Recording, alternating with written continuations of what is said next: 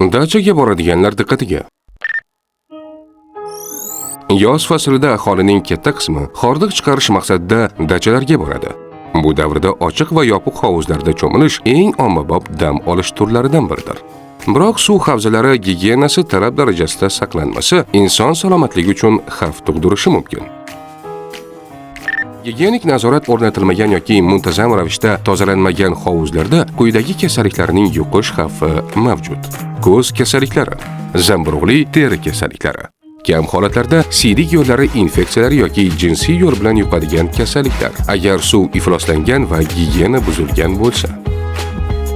Suvdagi mikroorganizmlarni yo'q qilish va infeksiya xavfini kamaytirish uchun dezinfeksiyalash vositalari, ayniqsa xlor keng qo'llaniladi. Dacha yoki ijaraga olingan hovuzli joyga borganda suvning dezinfeksiyalanganligi haqida ma'lumot so'rashingiz kerak. Iloji bo'lsa, sizning oldingizda dezinfeksiya qilishni talab qiling. Tibbiyot 103 rasmiy kanalimizga obuna bo'ling.